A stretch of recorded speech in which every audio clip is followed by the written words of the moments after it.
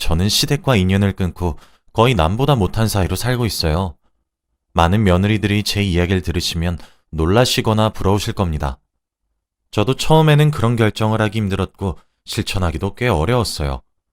그런데 제 옆에서 언제나 제 편이 되어주는 남편 덕분에 조금 수월하게 인연을 끊을 수 있었습니다. 몇 년째 시댁과 연락을 거의 하지 않고 있는데 정말 편하고 좋아요. 혹시라도 시댁 때문에 스트레스를 받고 계시는 분들이 있다면 저희 이야기를 한번 참고하시길 바랍니다. 저는 남편과 오랜 연애 끝에 결혼에 성공했습니다. 대학교 때부터 취직을 하고 자리를 잡을 때까지 연애를 해왔기에 양가 부모님도 저희가 결혼을 하겠다는 걸 얼추 눈치채셨죠. 남자친구는 홀어머니 밑에서 자랐고 여동생이 한 명 있습니다. 그래서 집안의 가장으로서 항상 책임감을 가져야 했고 결혼을 할 여유가 없었죠. 남자친구 말로는 여동생이 많이 철이 없어서 혼자 생활비를 벌어야 한다고 했습니다. 그래서 매년 저에게 내년에 꼭 결혼하자 라고 말을 해주었고 저는 천천히 해도 괜찮아 라고 말했죠. 남자친구는 동생 학비에다가 어머님 용돈 그리고 생활비까지 혼자서 다 벌어야 했는데 그 모습을 보고 왠지 모르게 짠하더라고요.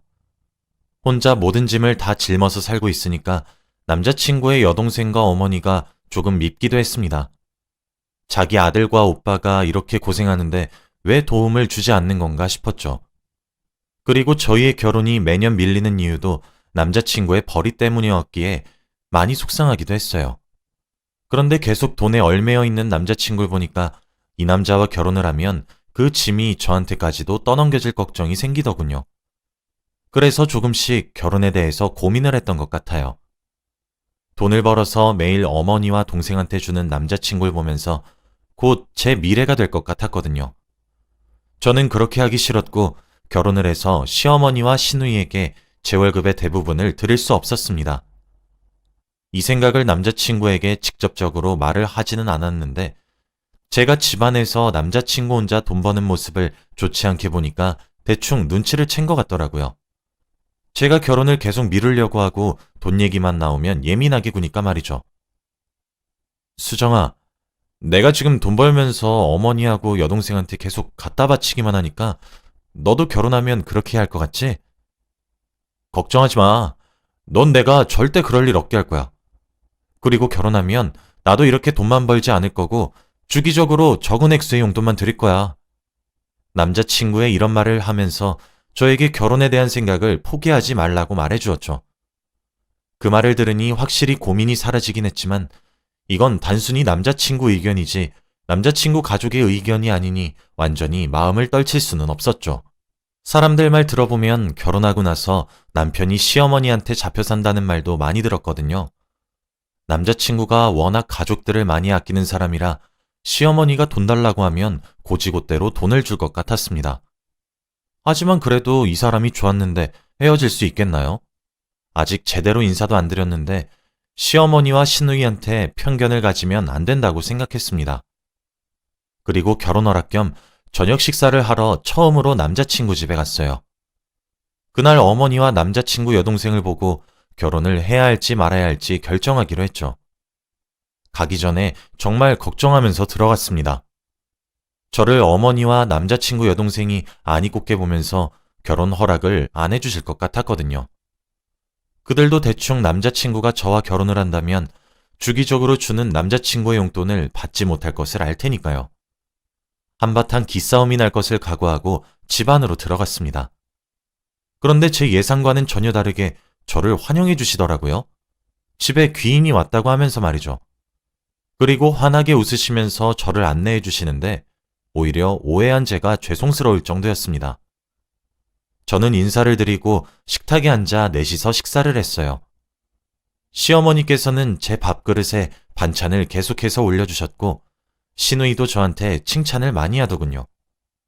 너무 예쁘다, 착하다, 오빠가 어디서 이런 여자를 만났냐 등등 하면서 말이죠. 이렇게 착하고 바른 사람들이었는데 제가 괜한 생각을 한 것 같아서 부끄러워졌습니다. 저희는 넷이서 행복한 식사자를 가졌어요. 결혼 허락도 당연히 받았습니다.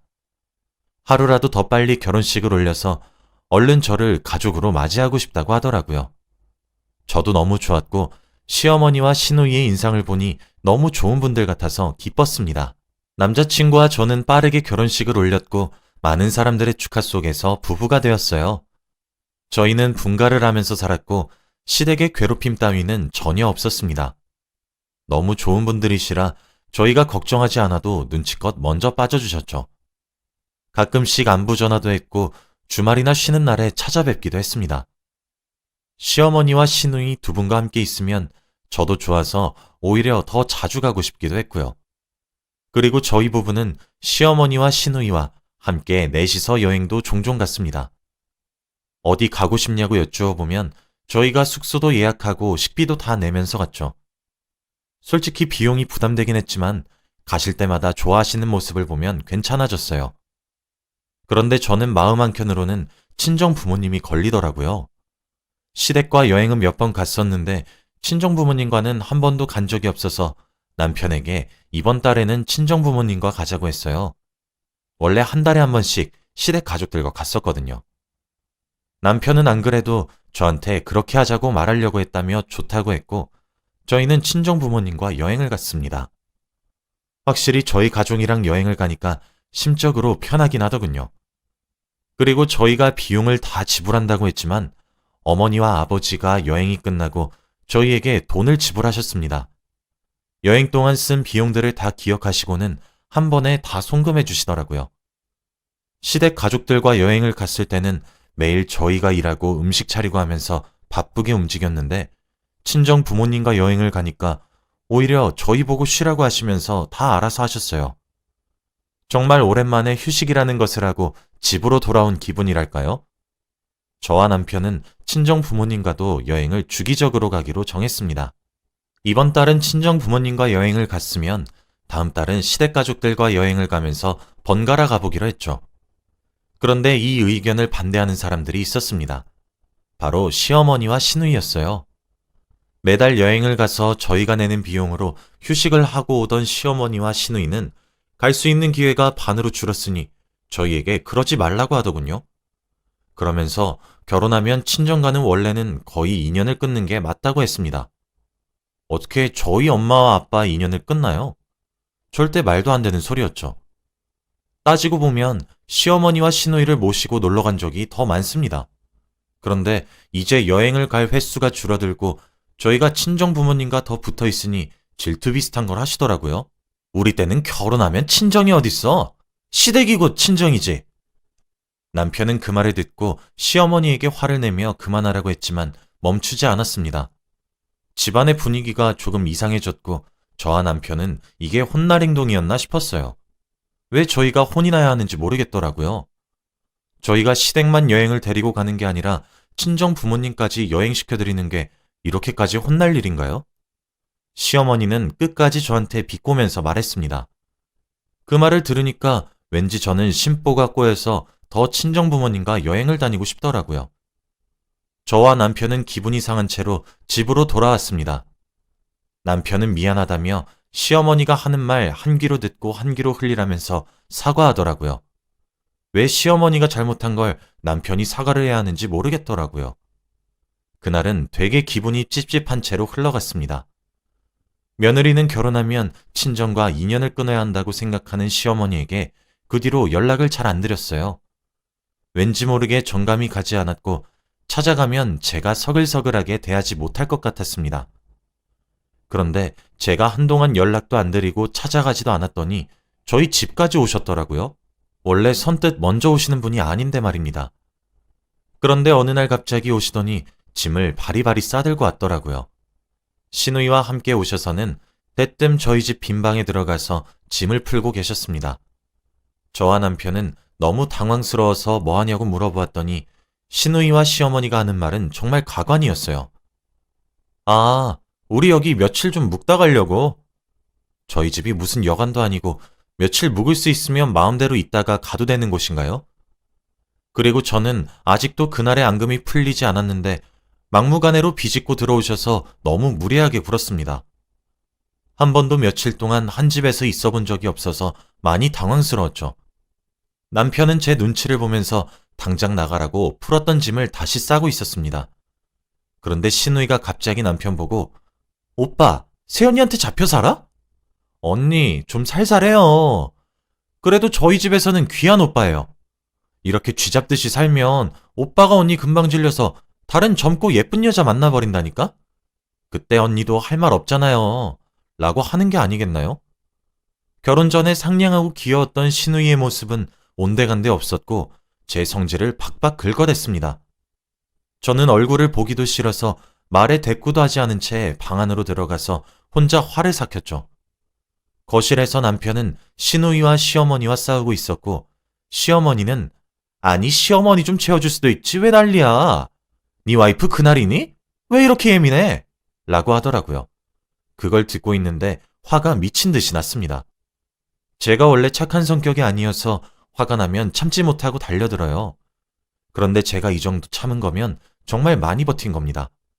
정말 마지막 기회라고 생각하고 참았어요. 그리고 며칠 동안 시어머니와 시누이를 마주하지 않고 살아보려고 했죠. 저는 그 둘을 집에 아예 없는 사람인 것처럼 행동했습니다. 그날 저녁 저와 남편이 자주 보는 TV 프로그램이 하는 날이라서 거실에 앉아서 같이 보고 있었어요. 얼마 후 신우와 시어머니가 저희에게 다가왔고 저는 모른 척을 했습니다. 그런데 신우가 저한테 복숭아를 하나를 주면서 새언니, 이것 좀 깎아주세요. 라고 하더라고요. 저는 복숭아 알러지가 있어서 복숭아 근처에만 있어도 재채기를 합니다. 그런데 어디선가 그걸 들고 와서는 제 얼굴 바로 앞에 들이밀더군요. 남편은 놀라서 당장 그 복숭아를 던져버렸는데 이미 늦었죠. 저는 숨이 막혀오고 온몸에는 두드러기가 올라와서 기침이 미친 듯이 났습니다. 가라앉기를 기다렸지만 멈추지 않았고 결국 그 밤에 저와 남편은 응급실로 갔어요. 응급실로 가서 주사를 맞고 약을 먹은 뒤 응급실에 조금 누워 있었습니다. 남편은 한숨을 푹 쉬면서 미안하다고 자기네들 가족이 왜 저러는지 남편도 모르겠다고 했어요. 저는 최대한 나쁜 생각을 안 하기 위해 내가 복숭아 알러지인 거 모르셨겠지 라고 했습니다.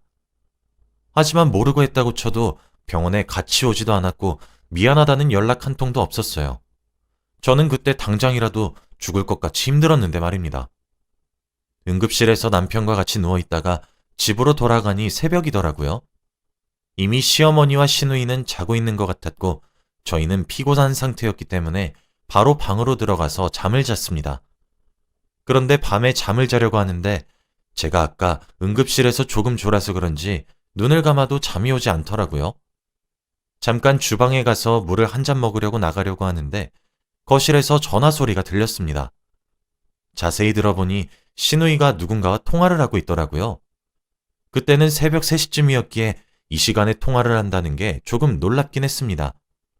시누이는 통화를 조용히 하지 않았고 흥분했는지 큰 소리로 말을 했길래 대화 내용을 다 듣고 말았어요. 시누이는 전화를 하는 사람한테 여보라고 했죠. 그때는 단순히 남자친구인 줄 알았습니다.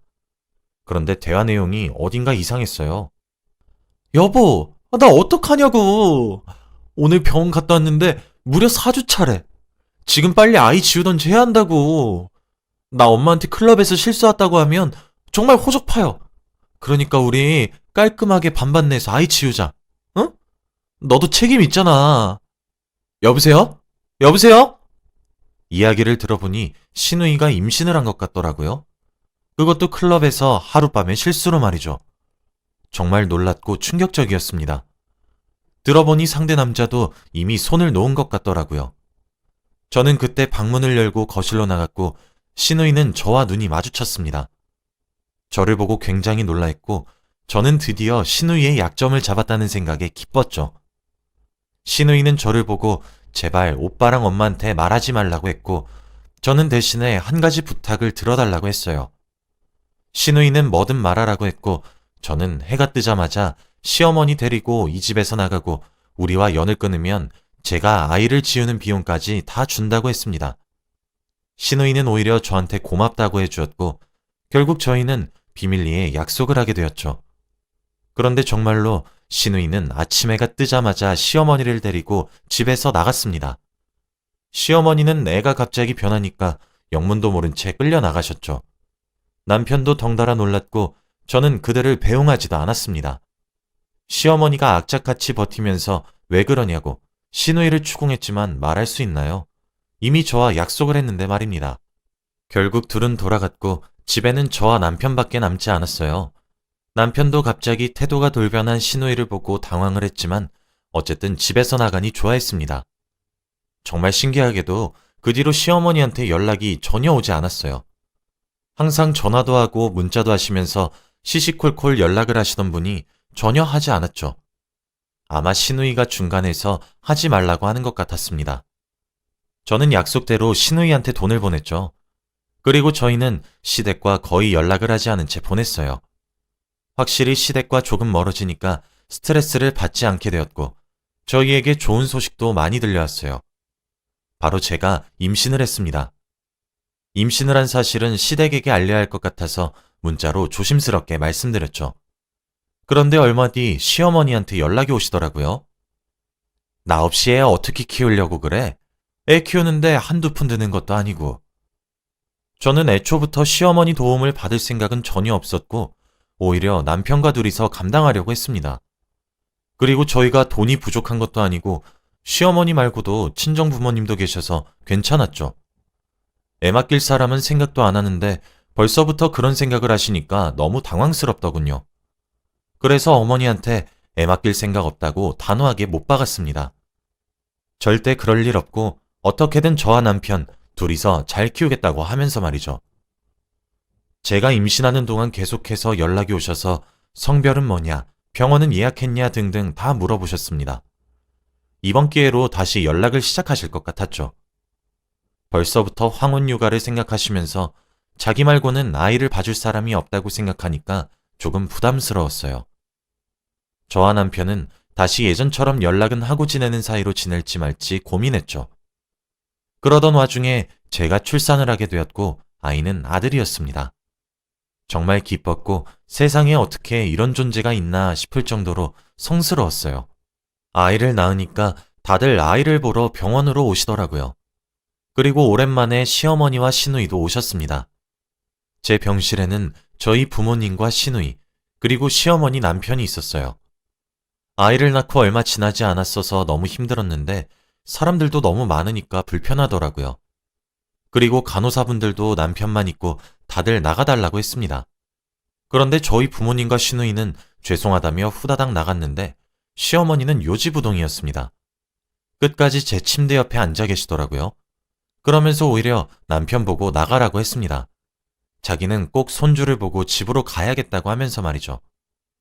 저와 남편은 너무 당황스러워서 얼이 빠진 채로 있었습니다. 그곳에는 사람들이 너무 많아서 큰 소리로 싸울 수 없었기에 남편과 시어머니만 제 병실에 있었죠.